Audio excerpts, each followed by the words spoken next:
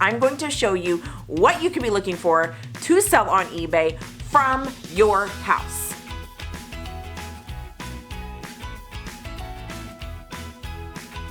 Hello, my Whozits and Whatzits peeps. I am Debbie, and I teach ambitious dreamers how to sell on eBay and make mad cash. It's amazing. So you're gonna want to subscribe, keep watching, because the more you watch, the more you're going to make. Also, go stalk me on places like Instagram and Facebook. I totally don't mind. I love it, in fact. And you can also go check out my brand new website at whozitsandwhatzits.com. Go check that out. It's brand new. I'm super excited. I want you to see it. You are stuck at home and you probably need to make some money. And it's spring, so you probably feel the urge to purge. Yeah? That's awesome though, because we can take that stuff that you want to purge, sell it on eBay. So that's what this series is all about. It is to teach you where to look in your home, or rather things to look for in your home that you can sell on eBay.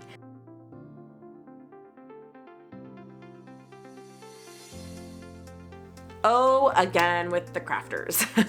And if you watched the first video about how to make money on your fabric, well then you know what I'm talking about. If you haven't watched that video, you should go do that, but not yet, not yet. Let's first watch this one, okay? And I'm gonna tell you all about patterns, sewing patterns.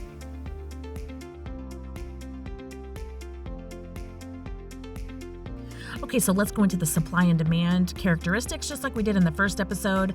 And obviously, is it vintage? Vintage patterns are actually very lucrative. Hey, you want to hear a true story about some vintage patterns that I sold?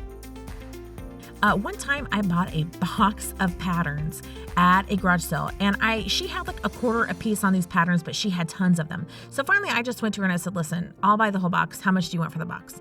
She's like, $2. I'm like, $2 sold. So I paid $2. And some of those patterns were going for $30 a piece, $40 a piece, $50 a piece.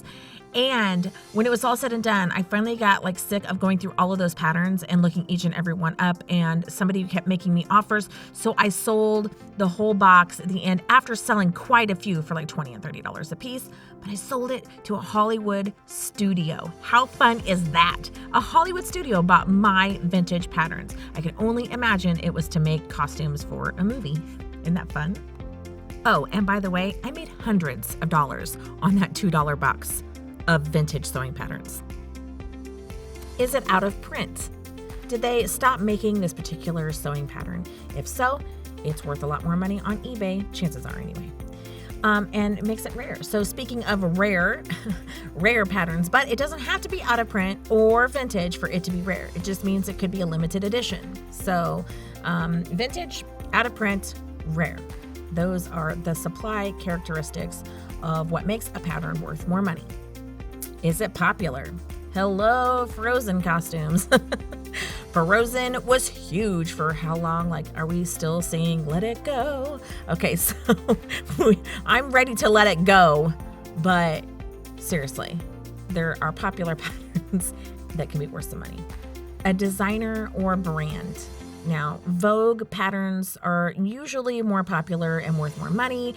Simplicity is better than Butterick and McCall's in terms of value on eBay.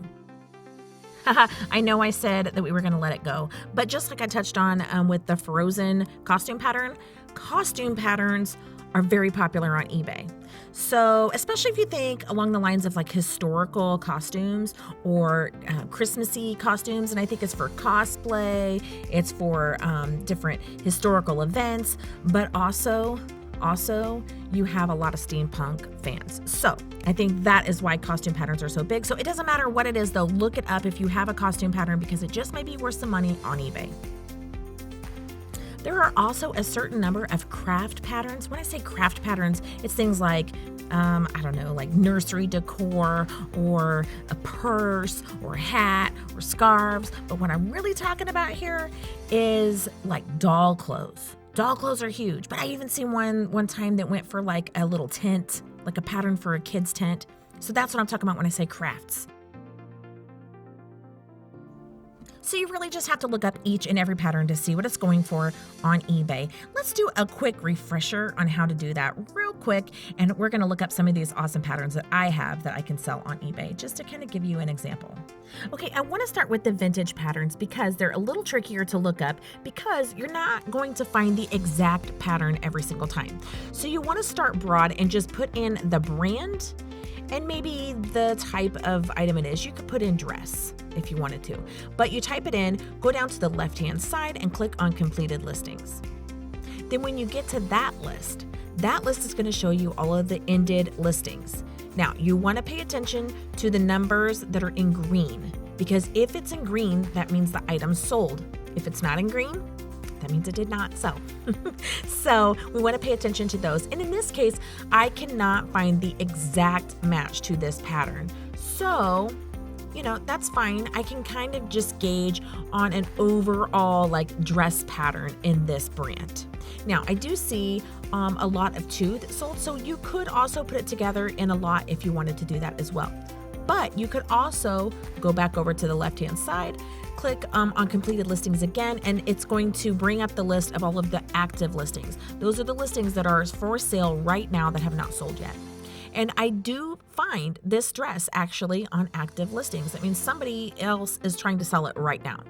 Now, they have it listed for this price, so if I wanted to stay competitive, and actually if you look, they've had it listed for quite some time. Looks like they've had it listed since October. So clearly it's not worth the price that they're trying to get for it. So if I was looking at this, I would say I'm going to list it for maybe $15 or something like that. But still, you could just list it in a lot, however you want to do it. But this is how you're going to do your research on your vintage patterns, just because they're a little trickier.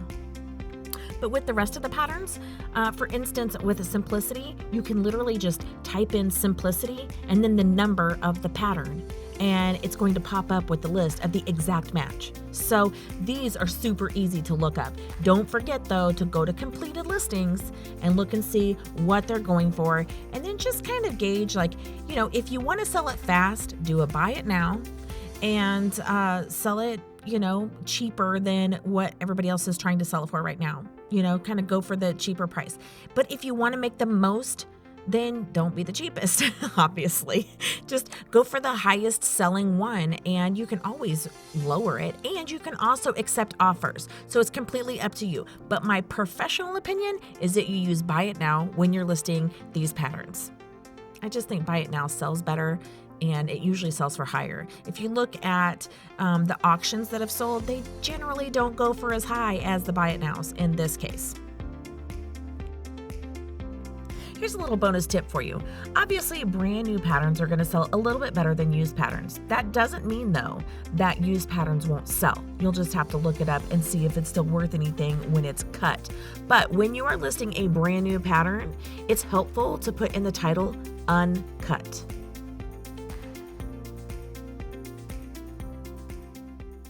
Okay, so it is time to go searching through those patterns to find some money makers that you can list on eBay. And seriously, you can sit there and list your patterns at the same time you are binge watching Tiger King. Am I right? Who wouldn't want to do that, right?